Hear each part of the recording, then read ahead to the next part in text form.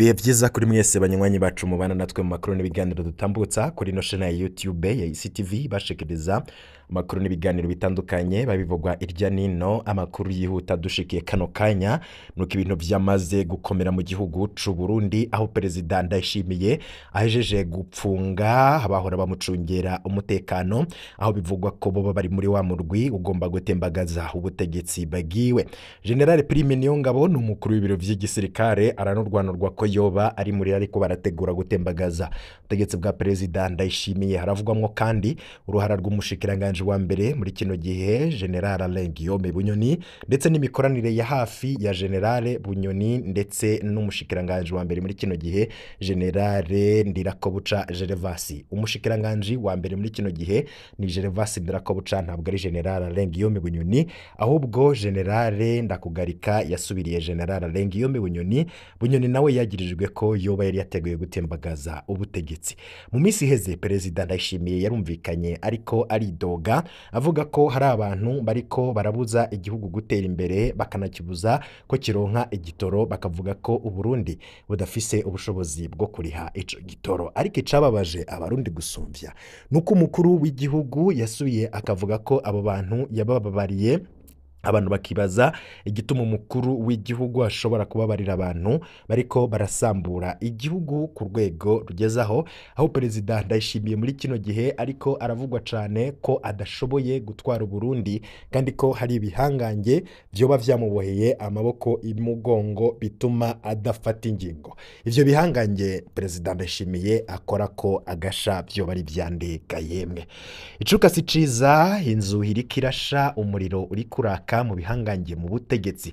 Twababwiye ko Gervasi Ndirakobuca umushikiranganje wa mbere w'u Burundi iwe yagerageje no gutanga imihoho, ariko akarwi k'aba generale kakamubuza kakamubwira ko yoba arabangiye iyo ngingo akarindira gushikaho integuro yabo yo kwikora kubwo butegetsi bwa perezida Ndayishimiye ishigwa mu ngiro, kuko barazi neza ko igihe Gervasi Ndirakobuca yari gutanga imihoho yari guca afatwa akinjizwa ibohero nk'uko vyashikiye General Guillaume Bunyoni.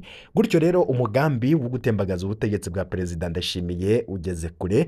Perezida Ndayishimiye akaba yahawe amakuru avuye mu iperereza avuga ko hari abantu bagomba kumutembagaza kandi ngo bashobora no kumugandagura. Amasoko yacu avuga ko hari bamwe mu bamwegereye ndetse mu bamucungera umutekano boba bari muri uyo mugambi, bamwe rero bakaba bamaze gufatwa bagapfungwa. Turaza kugaruka kuri abo bafashwe bagapfungwa. Hari indi ntwazangabo yamaze kuraswa. Iyo ntwazangabo yarashwe yoba yazize iki?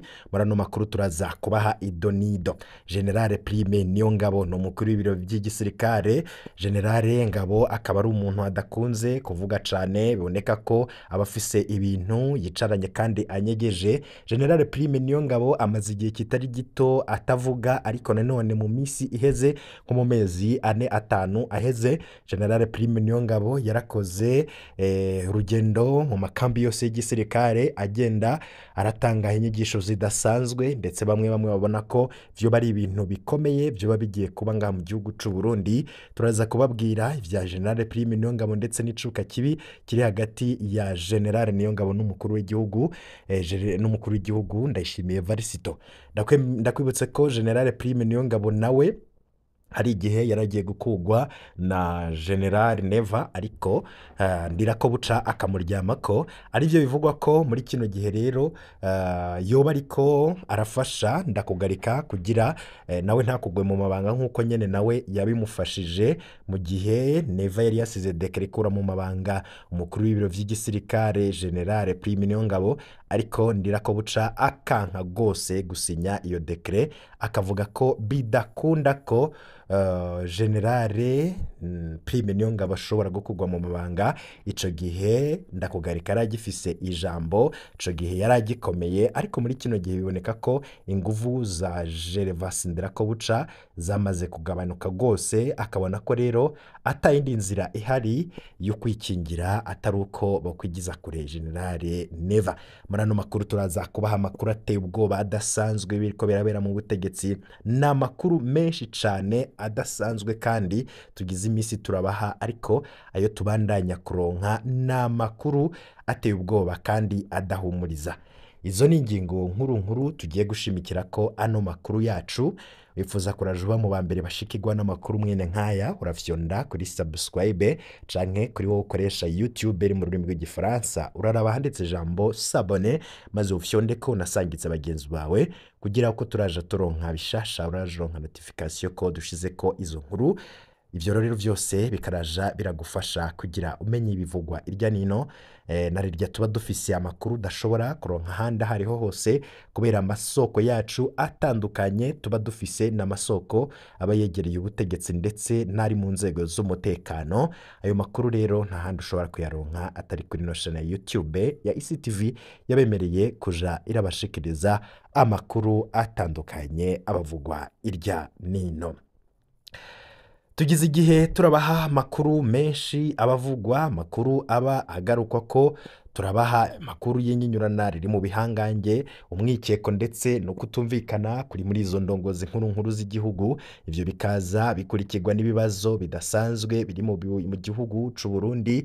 Ivyo rero bikaba birimwo nk'ikena ry'igitoro, ibibazo vy'umutekano ndetse no kutumvikana mu ndongozi, igihugu kidafise amazi, igihugu kidafise amatara, igihugu kidafise igitoro, igihugu kidafise isukari, igihugu kidafise ibinyobwa vya burarudi, igihugu ubona ko kigeze ku mfiro nk'uko bamwe n'abandi bakurikiranira hagufi vya politike mu Burundi babibona, aho bamwe basaba ko Perezida Ndayishimiye yotanga imihoho. Ariko nubwo bitavugirwa hejuru, saba tavuga rumwe n'ubutegetsi bonyene bavuga ko Perezida Ndayishimiye ategerezwa gutanga imihoho. Hari n'akandi karwi k'ibihangange muri CNDD-FDD kamaze kubona ko mukuru w'igihugu Ndayishimiye Varisito yamaze gusambura umugambwe ndetse yataye igihugu mu manga. Ivyo bakabifatira ku kuba Perezida Ndayishimiye yigira intungane, akigira umuntu we atagira ikosha, akigira umuntu we atarya igiturire, akigira umuntu rwose w'umwizigirwa. Ariko abandi bategetsi cancane abo mu mugambwe wiwe bamaramaza umunsi ku yundi, avuga ko ari bisuma, avuga ko ari bo bazingamitse ubutunzi bw'igihugu. Uburorero buribonekeza, harafunzwe General Alain Guillaume Bunyoni yahoze ari igihangange muri uyo mugambwe. Hari kandi n'abandi begereye Perezida Ndayishimiye nka General Gabriel Nizigama yaravuzwe cane mu manyanga adasanzwe. Hari kandi abandi ba generale boba bariko baranogwanogwa ko boba bakora amanyanga mu gisirikare c'u Burundi, hakavugwamwo General Prime Niyongabo nawe yahatswe gukugwa, ariko nanone Gervas Ndirakobuca yanka gusinya kuri dekere imukura mu mabanga. Haravugwa icuka kibi muri kino gihe hagati ya General Bunyoni, hagati ya General Neva ndetse na Generale Ndirakobuca umushikiranganje wa mbere w'u Burundi.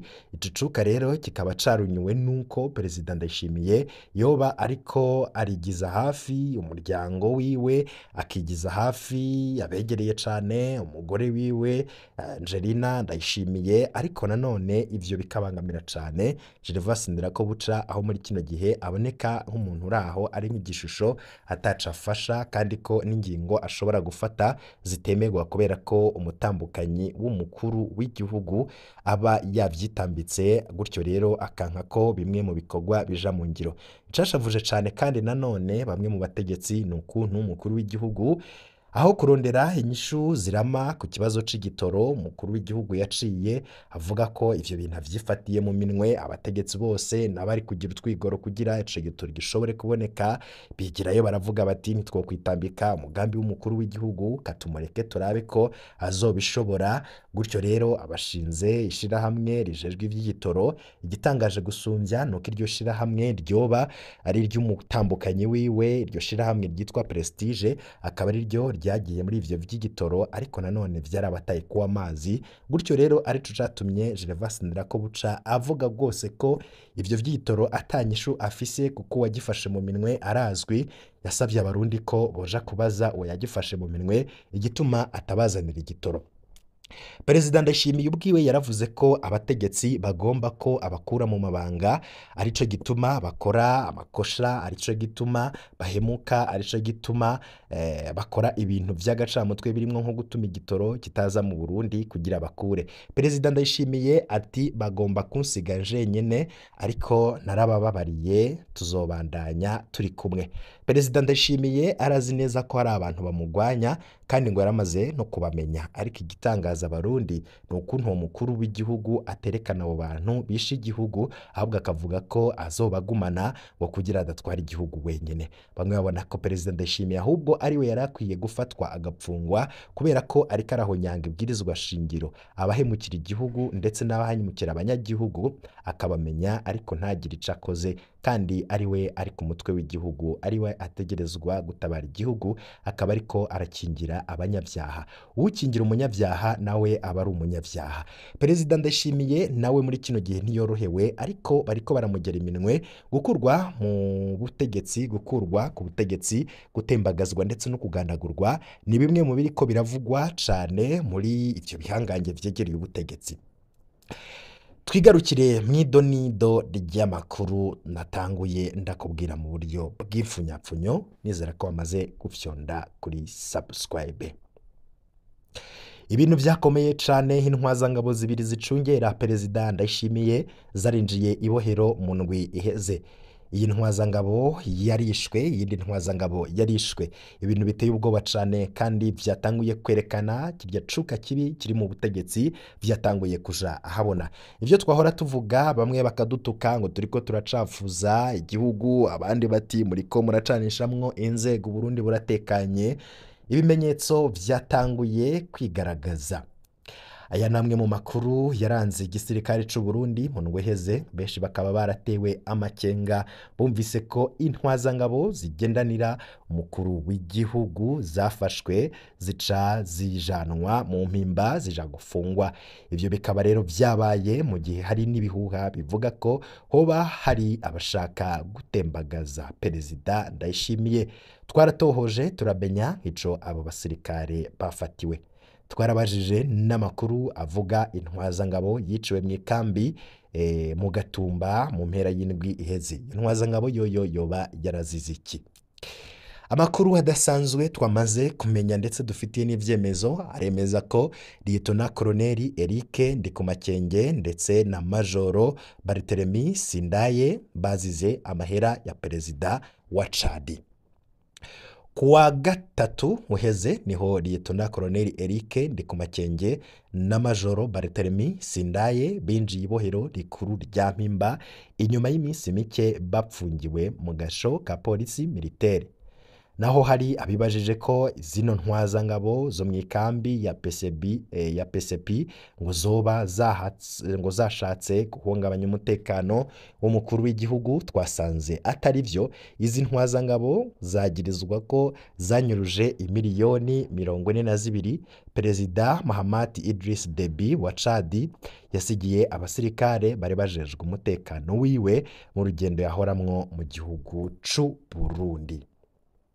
Hari uwundi musirikare wo muri PCP yafatiwe hamwe n'izindi ntwazangabo zibiri, uyu nawe akaba ari Ajuda Chef Kwizera, uyu nawe nyene akaba ari mu mpimba kuva kuwa gatatu uheze. Majoro Alexis Hakizimana we yaramaze kwicwa. Ibintu bitoroshe mu gihugu c'u Burundi. Majoro Alexis Hakizimana yarishwe mw'ikambi mu Gatumba mu mpera y'iyi ndwi iheze, aho ni mu gihe yari yitegura n'abagenzi we kujabuka muri Congo, Repubulika ya Demokarasi ya Congo RDC, muri batayo Tafoke ya 15. Mu gisirikare bavuga ko Alexis Hakizimana yarashwe n'umusoda bivuye ku busamazi Parme Garde. Uyo rero urupfu rwa Majoro Alexis Hakizimana rwarababaje benshi, umuhisi akaba yaramaze igihe gito apfakaye. Kuwa gatandatu w'indwi yo hirya kwigenekerezo rya gatandatu z'ukwezi kwa karindwi 2024, Alexis Hakizimana yari yagandutse ku mukenyezi wiwe, ubu bakaba bagiye bose basigutwana tukiri duto.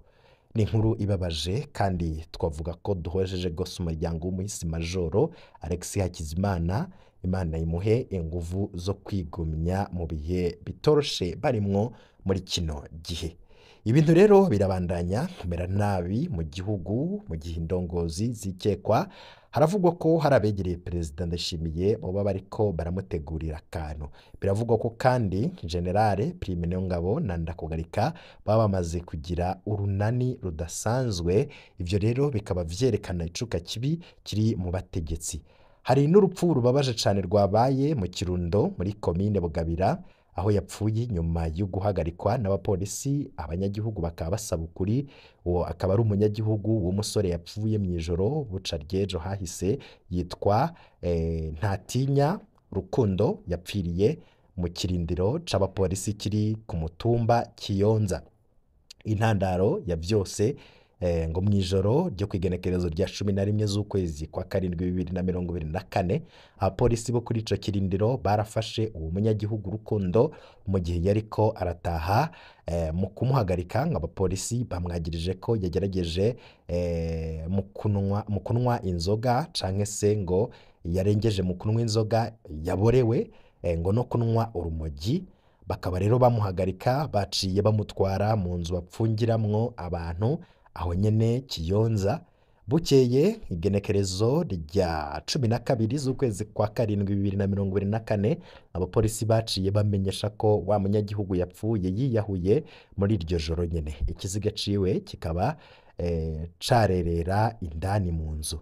Icatangaje kuri uwo munyagihugu, ku rupfu rw'uwo munyagihugu nk'uko bishikirizwa n'abanyagihugu bo ngaho Ikiyonza twayaze, ngo n'uburyo basanze uwo munyagihugu amanitse amaboko arereta mu gihe uwiyahuye bivugwa ko amaboko yiwe aba ari mw'izosi ariko agerageza kwirwanira mu kwigobotora ico yiyahuje.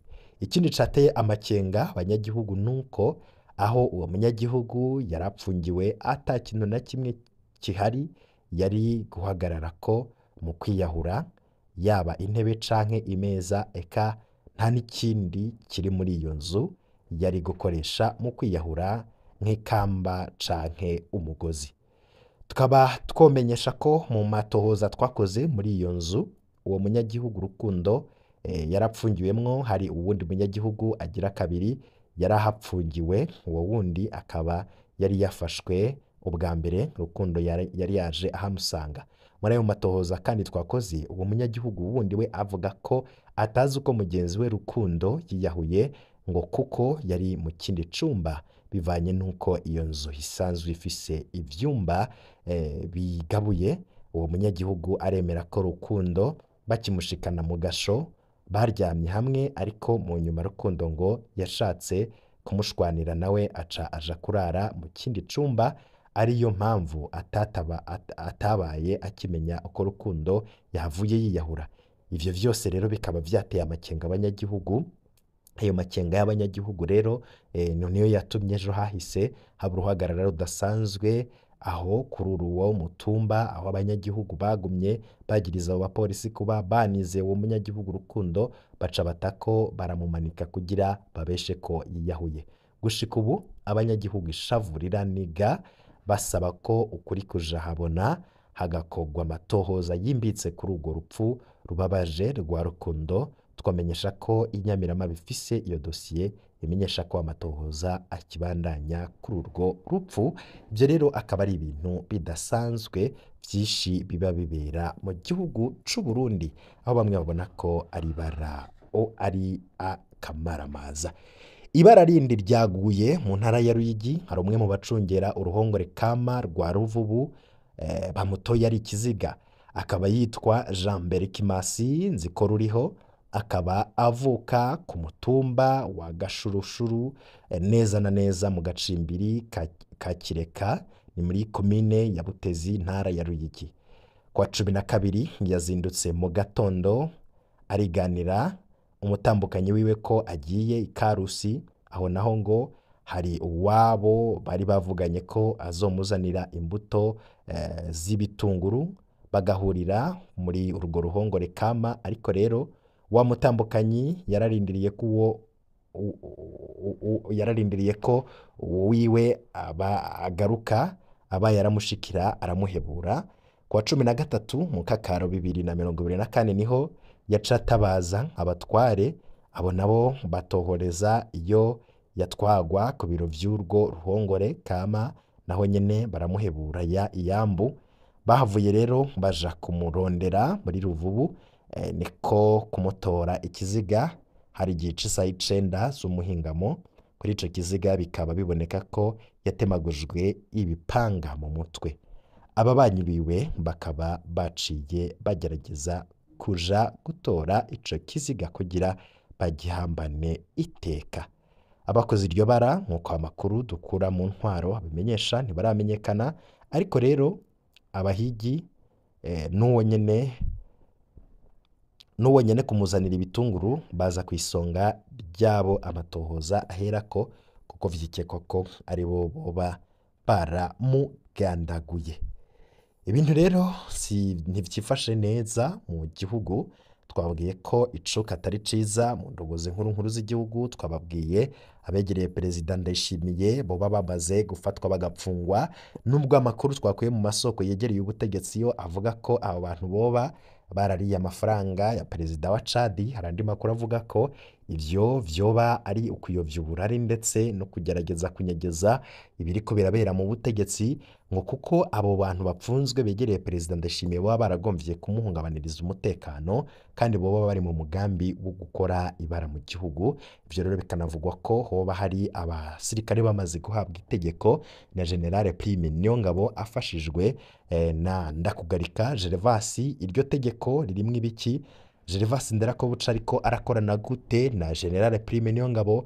General Ndakugarika ndakubitse ko ari umugenzi bivugwa ko amaze igihe anavugana na General Arenguiyome Bunyoni aho apfungiwe mw'ibohero. Ndakubitse ko kandi amatelefone yafatiwe mw'ibohero aho General Arenguiyome Bunyoni apfungiwe. Hari amakuru amwe tukiriko turakora kamatoza avuga ko Gervasi Nderakobuca yoba yarabigizemwo uruhare kugira communication yabo iraje iroroha, ndetse no gupanga ivyo bapanga. Ivyo vyose nibyo tuza kugaruka ku makuru yacu yo hanyuma. Erega nabonye nibirimwo iyo sebuja yivye nabo ntibobura gukuramwo icabo. Abo ni bamwe mu bavuga ko abo basirikare bahabwa impigi n'ababarongoye kuko nabo ari ibisuma. Ati tubwire ko hoba hari ibintu bitasanzwe biriko biraba. Umuntu yazanye amafaranga mw'isi azobibazwa imbere y'Imana. Ati Alexis Hakizimana umuryango avukamwo ntiworoshe, ababona nabo nyene ngo ntibigiye abo nabo ngo nyene ngo ivyabo ntibigiye kuborohera kubaho no muri kazoza. Umuntu arakora akameneka hageze ko atangura gufungura ivyo yaruhiye bikarangira abisize. Ati birababaje cane. Erega amahera ngo yaraguze umwana w'Imana. Hababaje uwo yishwe, nayo abandi bo numva ko bariko barishura ivyo bariye. Ati miliyoni 42 ku munsi umwe, kwari none umutegetsi nka Perezida iyo agendeye ikindi gihugu niwe agenda arishe abari bamucungereye. Ati agafaranga n'indyankurye. Ati ewe Alexis urambabaje cane, uganduke ku mugore wawe mw'iyo ndwi nawe umusangeyo nukuri. Ati dusigaye mu gahinda ariko nta kundi muruhuke amahoro. Ivyo ntibibabaje? Ati uwo apfuye niwe ababaje, na ivyo bisuma biriko biragwanira ubutegetsi vyo ivyavyo bizoherera nkaho ivya Bunyoni vyahereye. Ati nibapfungwe, inda ndende irahanwa, bari bagomba kuyarya yose abasirikare ntibaronke. Ati sakamaramaza. Ati nitwagera mw'ijuru imbere y'urubanza ivyo vyose tuzobona uko vyagenze.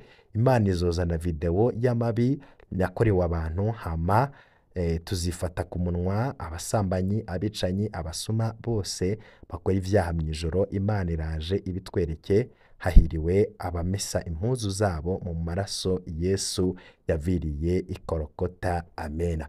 Ati igihugu cacu kirakeneye uwuza kugisayura. Biraboneka ko amasengesho nayo ataco adufasha, kuko tugiye kuvuga ivy'amasengesho twoba tumeze nkaho wamengo turiko turagondoza Imana, kuko ubwo butegetsi ubwabwo buvuga ko bwashize Imana imbere, ariko Imana ntaco ibufasha. Habigeze rero dutegerezwa guhanga amaso uwundi muntu azoza nk'incungu agatabara igihugu c'u Burundi. Ivyo ni bimwe mu vyiyumviro vya bamwe n'abandi bakurikira amakuru n'ibiganiro dutambutsa. Mu kanya gato turaza kukubwira ibindi bidasanzwe bivugwa hagati ya Gervasi Nderakobuca, Prime Niyongabo ndetse na General Neva, n'ibindi vyinshi cane mwagiye muranyegezwa. ntuje kure mu kanya ndaza ndabaha itonito.